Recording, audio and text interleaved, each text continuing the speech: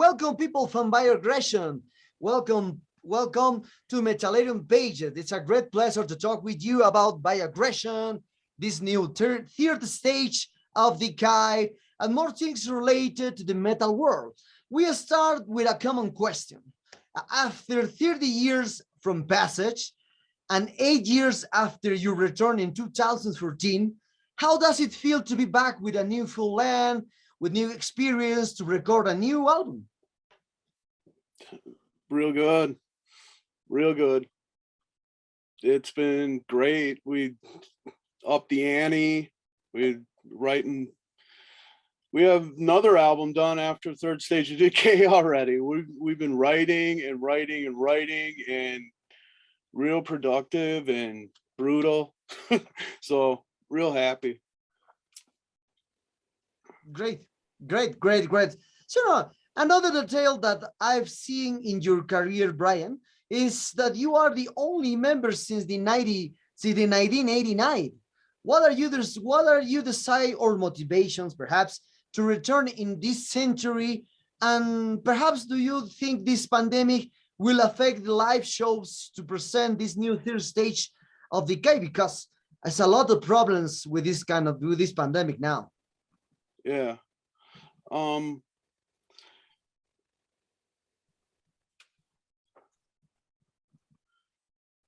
Well, we tried to stay productive the whole pandemic. And we want to play as many shows as we can.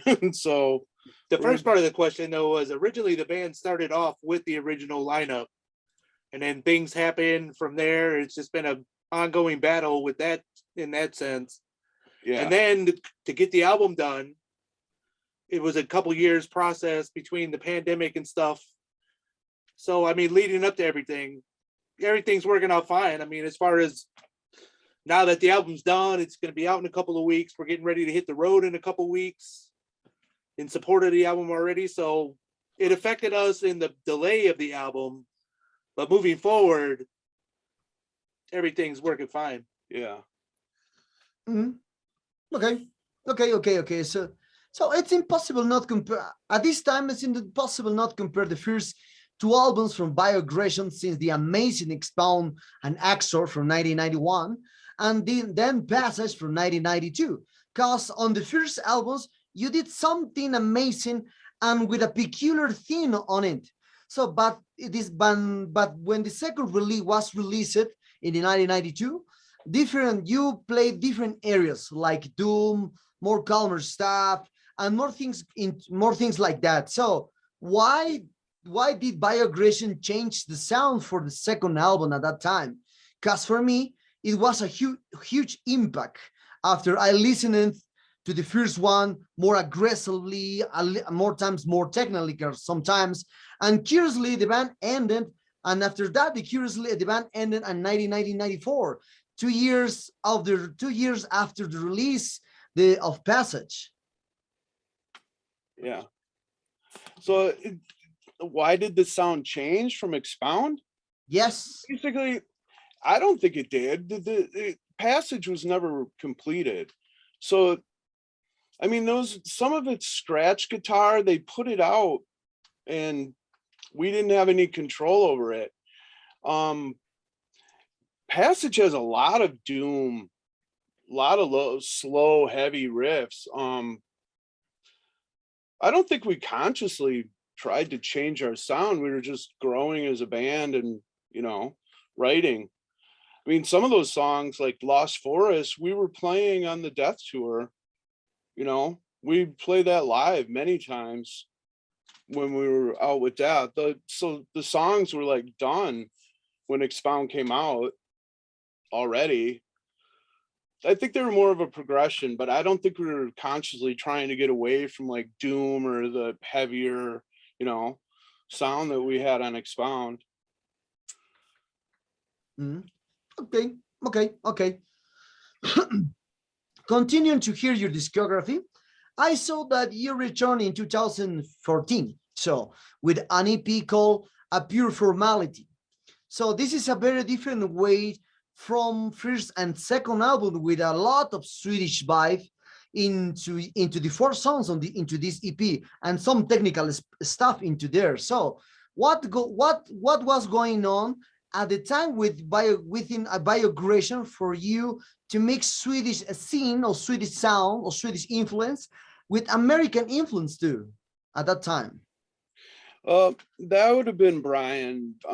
Brian is a big In Flames fan, and he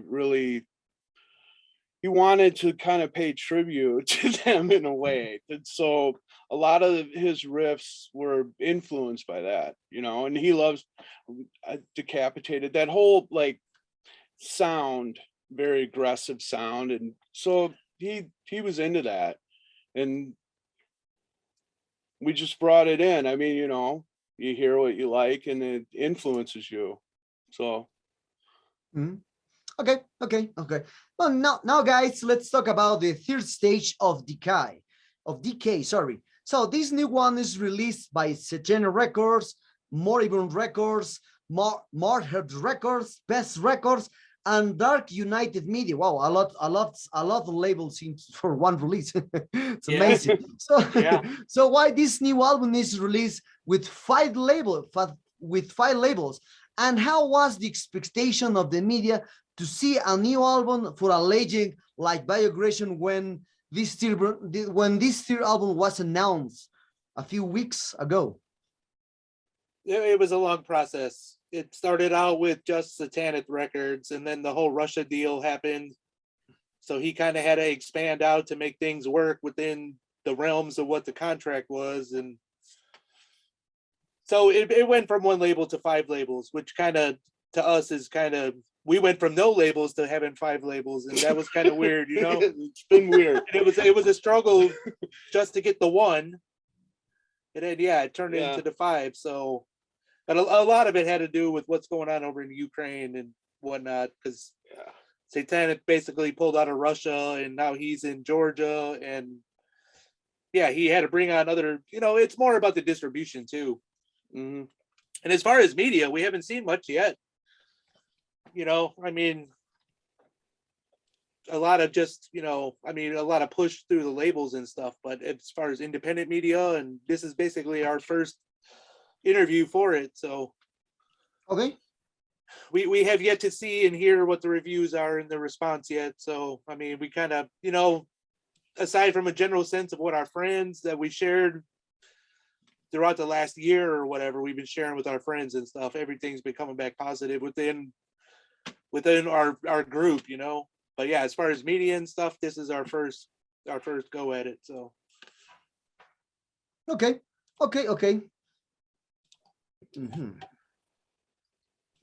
so here in this new album, one thing that captured my attention again was your voice singing, as I remember in Expound and Exhort from 1991. How do you maintain your strength and power since the 90s? Since the 90s, if you continue practice with the last time, or perhaps you started 2 or 3 years before ago to release the Pure Formality in 2014. And what do you think about his voices, Duane, about from the 90s and now? Because it's very similar from the 90s to now. Ish. I think it could be a lot better. I could think Yeah. preferably the 90s version. It took a lot of work with that as well. I mean, no, he didn't come out that fresh, let's put it that way. He had me in his ass the whole time. So we had to pull it out of him, you know. Once we got into the studio, we were over prepared to go into the studio, basically. I mean, we sat on the album it probably took us about 2 years to put it together, because we went through the full demo process, and we did everything. Just a lot of stages to it. So we demoed it out, and then we got into the studio and we were over prepared, which kind of hurt us more than it helped us. But yeah, as far as the vocals go, when we got in there, we had to pull that out of him. You know, it's just a lot of, you know, ups and downs, inactivities here and there. And within the, you know, we were in the studio, we got the drums done, and basically the pandemic hit us. So we were in the studio as it hit. We got a week in and we were shut down, you know. So that, the recording process was a long time, and Yeah, it took we a spent probably year. 2-3 months. It was almost a year. Well, I until mean, album the was overall done. recording process, it probably took us about 2-3 months with scheduling and stuff. We had a certain block that we had to meet, and then he got shut down, and the engineer also drives trucks, so he was in and out of town, and it was kind of a cluster. But so by the time Brian finally got in there, we were probably 2 months into the recording. So yeah, we had to go in there and basically pull it out of him, keep practicing. And while we were recording, we were doing rehearsals, and yeah, we were hitting it pretty hard at the time. So yeah, we were. Okay. So Duane, and perhaps in the past or perhaps in the near future for you, especially Brian and Duane. So perhaps for the future, you will include more brutal growls, because your style of singer, Brian, is like Patrick Mameli, Chuck Schuldiner, John Tardy, and Martin Frandoni, like more this kind of stuff. So perhaps someday, Duane, you propose for the new album, someday put pig squeals or guttural stuff like deathcore bands, brutal death metal bands for the new album, for the next album, Migration. Things like that are possibilities, but kind of where we're at with the new album now, beyond the third stage of decay, we got another album ready to go. So basically our thing is anything that's out of his realm, same thing with the guitar players that come in and do guest leads for us and stuff. Pretty much the last couple of albums we've had guests come on and do leads or whatever. And so kind of that would be the ideal of it too. We kind of got some ideals for the next stuff where we're going to bring in other vocalists to add those elements, So kind of that's our plan moving forward, really. I mean, as far as, he would love to do that stuff, but at the same time, we kind of don't write in, we have a pretty good idea how we want to write and whatnot. So, I mean, I don't really see us going that far in those directions, like changing things that drastically. Yeah. Because at the end of the day, we're not really trying to be a brutal slam band or anything like that. We're just, the way I looked at it, we're going in the third stage of decay. We're still trying to write the classic death metal albums, something that'll stand the test of time, that you can listen to for more than 15 minutes and not get bored with it. We like to take people on a journey. So not to say that in the future we wouldn't add elements of that stuff, but we kind of have a game plan going in, Mm-hmm. Okay. So talking about the cover art of this new third stage of decay, so I saw that Zbigniew Bielak did the cover art. So who designed the cover arts for Behemoth, Carcass, Darkthrone, Apsu, DSI, Timo Borgir, Gas, Imperial Triumph, and the list going to continue. So a lot more. So where in some of these cover arts, I saw the detail with some mythological stuff on his works. In some, like the Apsu, like in the Borgir, like in some. And now with your new cover art, I see that this detail with one goddess, when God got us into it, influenced by the H.R. Giger, or who knows, the Queen of Blades from the strategy game from StarCraft 2, we call Kerrigan is very similar, the goddess. So which is the exact meaning of this cover art? And did you let the artist be guided by his ideas, by hearing the music, or perhaps did you send some sketches to work in it? No, he had total free reign. Basically, we sent him a copy. He approached us first, and we sent him a copy of the album, or at least the demo version. I think originally we were still in the demo phase, so we sent him the demo. And then I actually sent him a description of the theme of each song, and he kind of, so what are you looking for? And I kind of gave him some ideas, and he. But at the end of the day, he came up with it like to be like a murder mystery. I mean, it's kind of how Viogression has always tried to paint itself, is to be like the horror band. Like it, like the style. We could all say thrash death or whatever. Going back to the real days. It was the borderline thrash deaths, a little bit of doom here and there, early doom, I guess. But yeah, his thing was like something murder mystery. He had a specific show that he kind of copped it from or whatever. But yeah, other than that, he had total free reign. I mean, serial killers. It was. He just sent it. We sent him the album. He sent us a sketch. Mhm. Pretty quick actually, and it was perfect. I mean, he knocked it out of the park. Ridiculously good. Yeah, Definitely, it very happy with it. he matched what the music was doing, I think. Yeah, you know? sets the tone of the whole album. I think.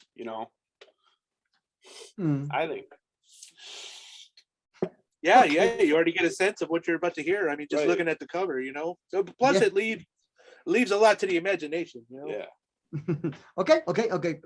So into this subject of the cover art, perhaps with the goddess on it, the lyrics talk about kind of kingdoms of universes in the third world, or who knows? Because when Yeah. I see the titles like Cipher or like Sister of Iris, I try to connect with other realities or other universes, or perhaps parallel worlds on our Earth. So, which is the vision?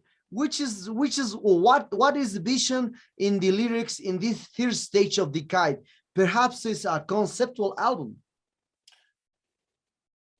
No, not necessarily. I mean, it's up to leave it to the imagination. I mean, it's basically we go out to write things, so you create your own story. I mean, you come to your own conclusions or whatever. I mean, hell, even the guys in the band can't figure out what he's talking about. It's basically it's up to your interpretation, really, lyrically, anyways. Okay.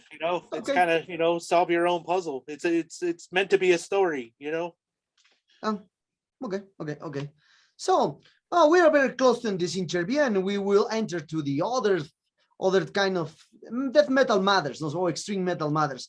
But before we start these kind of questions, what are the future plans that you have for this new album? As when you said, Duane, you have a North American tour in the coming months, but perhaps for the next year, or who knows, a European tour or Latin American tour for the next couple of years, who knows, or perhaps more videos, more visualizers, this kind of stuff. Or lyric videos. Pretty much all of the above. Yeah. All of the above. I mean, yeah, we pretty much we're working with a new management company right now, so we're trying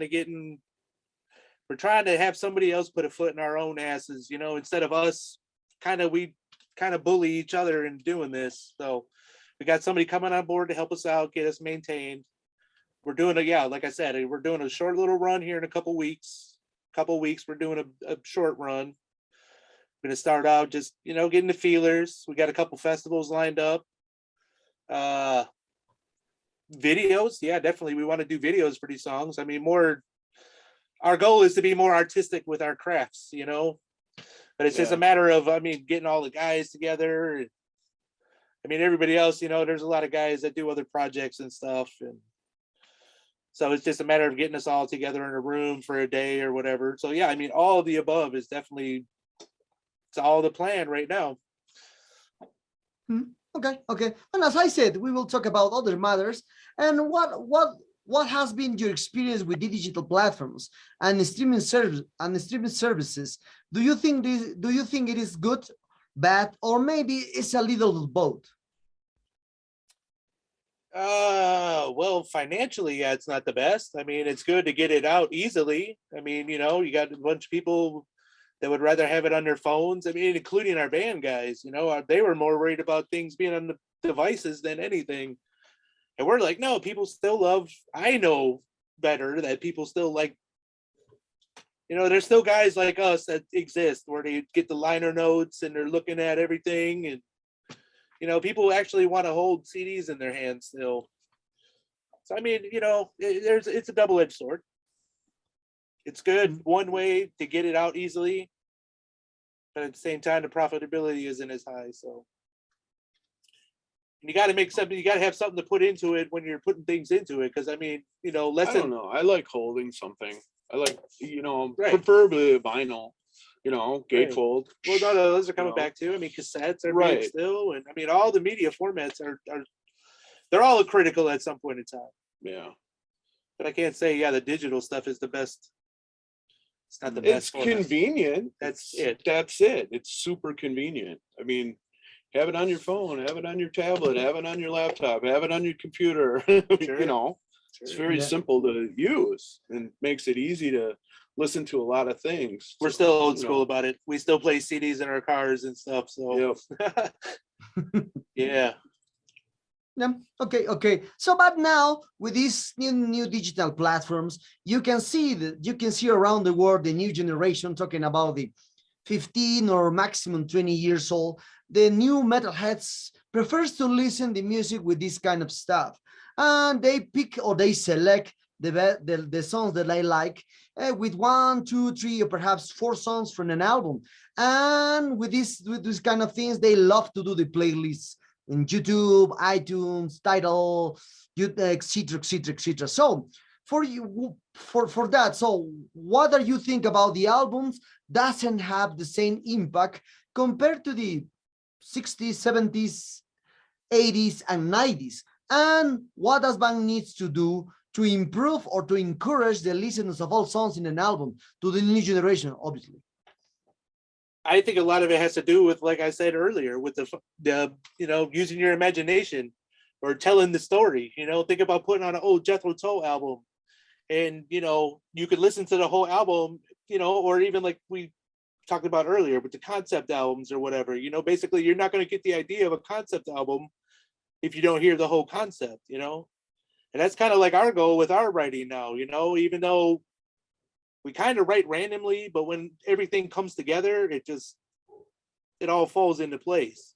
But at the end of the day, our goal is to, give something artistic to it, something that still is relevant to the band, has new elements to it.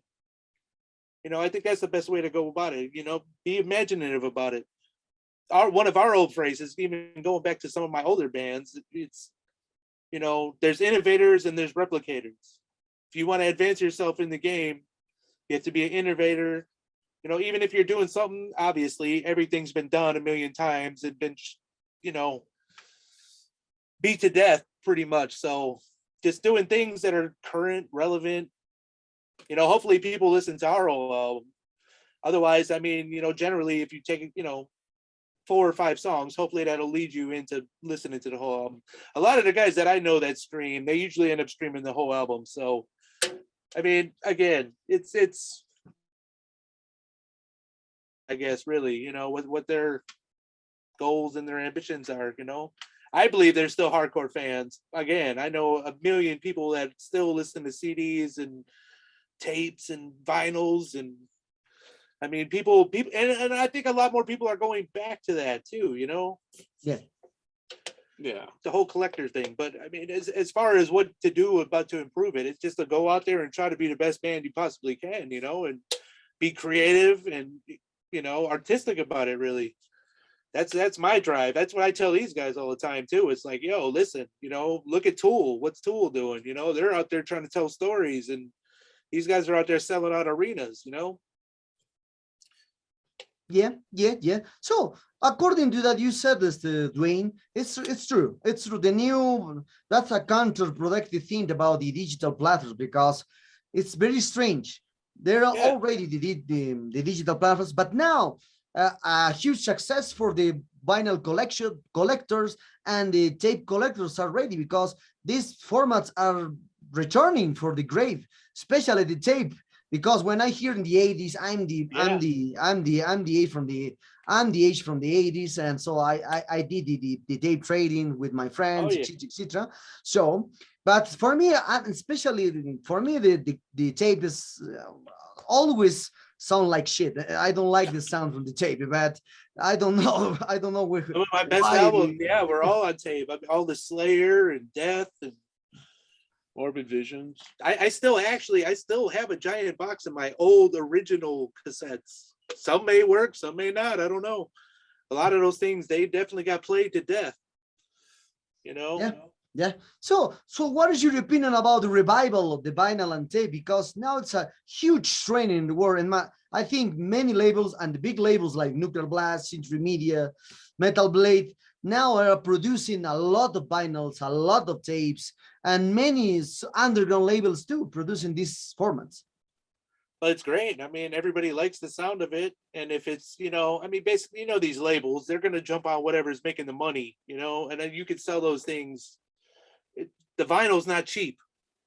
Yeah. So they're probably more than willing to sell that stuff because they know their profit margin is going to be absolutely insane, So, I mean, just as a fan, though, I mean, it's great that there's definitely when you're in a band and your stuff's coming out on vinyl, it's really a cool feeling because, Yeah. For a bunch of old guys who remember that was the format back when we were born, and that was like where we were at. I don't even think we were at cassettes yet.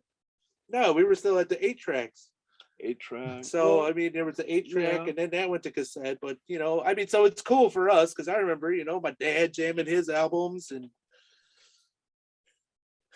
I think it's cool that way. I mean, it's definitely a great platform. It kind of depends on how your album's recorded, though, too, I think. All the digital stuff. If we were talking old analog recordings. Oh, it's very different, the sound, yeah. We're not all Opeth, Yeah.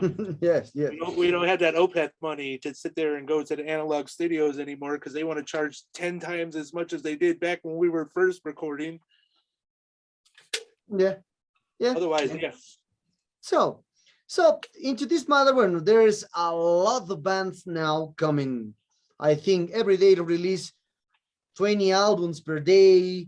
I think 1,000 albums per month. There's a lot of bands now into the death metal or into the extreme metal world. So it's very difficult to now.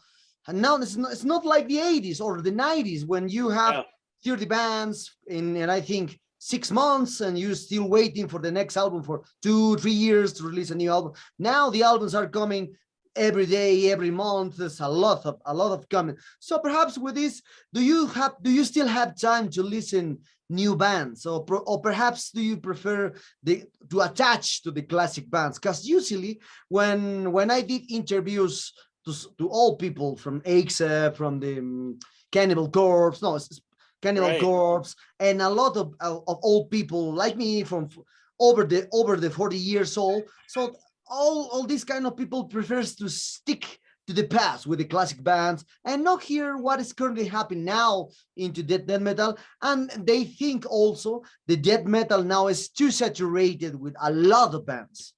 I definitely feel that way. Our motto has been more fans, less bands for a long time. We're split on this though. Brian keeps up with all the new stuff. I keep it old. I play in too many bands. So 9 times out of 10, the stuff that I'm listening to is stuff that the guys, the bands I'm working with are writing, or I'm learning tracks or whatever. I'll glance at things, but at the same time, being in so many bands, I play a lot of shows. So I see everybody out on the road. And that's usually generally when I'll check people out or whatever, get the scoop on whatever, catch up with everybody basically. Whereas Brian, he will definitely listen to everything and anything. When we're on our way to practice, he's always, "Oh man, dude, did you hear the new one?" And I'm like, no, I don't have time to listen to this stuff. So yeah, we're split on this one. But yeah, okay. He definitely loves everything and everything that comes out. So what kind of band? Okay. So what kind of bands do you like, Brian, for this? Perhaps from 2021. You better lay it right out. I know. Wolves in the Throne Room is his baby. He likes a lot of black metal stuff. I like a lot of black metal. There's right now I'm really excited about the new Watch Hain. I can't wait for that to come out. God, I'm drawing a blank. No, he's not. I am. I just said Wolves in the Throne Room. Wolves in the Throne Room. Yeah, this is a great album. He likes that hippie metal. There was, I mean, like Stabbing. I really like that. Unmerciful. I really like that. Narcotic Wasteland. I keep it to old school. I got my little clique, the Malevolent, Cannibal Corpse guys, Obituary. I definitely keep it old school. Okay. Well, now you got him looking. Uh-oh. Yeah, I'll yeah. help you right now. He's trying to go through his little playlist. Misery Index. I mean, you know, Yeah. Ah, I but go back and forth. okay, okay. Well, so perhaps also into this matter. So for you, especially Duane, you are releasing the new album Viogression with Brian too. So what are the biggest strengths that this album has compared to the previous work, especially from the Expound and Exhort? But because as I said, many people around the world thinks that the first album from Viogression is the pinnacle for the band. Right, And right, now right. and now we have the third stage of DK, because I love it. I did my pre-order when I bought my pre-order, so I hope some arrive soon in Excellent. CD. So Okay. perhaps what are the biggest strengths that this album has compared to the past? We when we went into writing this stuff, we put a lot of focus on the original stuff. So we tried to drop little elements of those albums into the new ones. But at the same time, I mean, it's about growing. You can't keep putting out the same album, you know. I'm sure, you know, every band's going to tell you the same thing. You can't keep putting out the same album and then expect the same results unless you're Cannibal Corpse. Then you can get away with that, you know. But yeah, for us, it's just about going in there, working hard, and trying to keep things true to the original. I mean, like I said, we put a lot of focus on that and a lot of conscious effort into, you know, not even just Expound. I mean, we all like Passage a lot. There's a lot of stuff that we still do off Passage, you know. And So the EP. first couple albums and the EP we did for a little while, but we kind of, with the new stuff coming in, we're kind of getting rid of more of the older stuff. As far as live, I mean, Okay. it depends. We have enough Yes, yes. material now to where we move a lot of stuff around. We probably know a couple hours worth of music with the old stuff too, you know. Okay, okay. So you are especially this question will fit perfectly for Viogression band, because when I hear as usually when you hear a band for the first time with the first album, you think you are a metal musician fan, you're a musician, you think that the first album that the band that you like is the great album, is the amazing album. Also, the reviewers, the interviewers said that the first album of that band is the amazing one. They never did something like that. But usually, and the counterproductive thing, as you said, many bands have this cliche that the new album is the best works until today. So for you, what is your opinion about the opinion of the fans? Because you will face this, you will face for the future, and many reviewers will say that the first album is the great one, this new album for the band is the great one, etc, etc. So how do you face these comments for the reviewers, for the fans, and what do you think about which is for you especially the best album? Because who knows? Well, everyone's entitled to their opinion, but generally it's the third album that's usually the best one. You know, look at Retribution, Malevolent Creation, Retribution. Enough said right there. Yeah. You know, I mean, they did 10 Commandments, and then it was Stillborn was the one. Stillborn was Slayer's yes. third Stillborn was the one. Slayer's third album. Yeah, Rain and Blood. You know, Hopefully. so I don't know, but everybody's entitled to their opinion. Everyone has their Yeah. own favorites. You know, I mean, it is what it is. Again, like I said, all we're trying to do is write old school classic death metal albums, you know, the classic album, you know, they could, you know, back to Retribution or, you know, Spiritual Healing, you know, stuff like that, you know. I mean, that's kind of what we're trying to do. Slowly we rot. We could go on all day. Cause of death. Cause of death, you know. I mean, that's Morbid kind of, visions. we're trying to keep ourselves in that arena where, you know, 7 churches. sure. I mean, we're just trying to write On the and on. classic stuff, Right. you know. Okay, Okay, so, well, Brian and Duane, the sad times arrived at this interview. I hope you enjoyed this one as I did, and thank you very Yes. much for your time, really. Really appreciate for this opportunity to talk with you both, and congratulations on the new album. As I said, I Hey, bought it from Alex Said from Setena Records. I hope arrives soon. Who knows? Perhaps we is very the release date is very close. So, you do and you us want? both. We're waiting for a bunch of them, and they need to be here soon. Yeah. So, do you want to add something to your Latin American fans that expect so long time to hear a new album from Viogression and Metallium readers? Looking forward to getting down there. Actually, yeah, man. I mean, Definitely. there's no way. Pick up the new album, check it out. Looking forward to coming down there and hanging out with everybody again. It's been a while since I've been down south, so been a few years actually. So yeah, everybody, Mexico, down South America. Looking forward to see my amigos soon, man.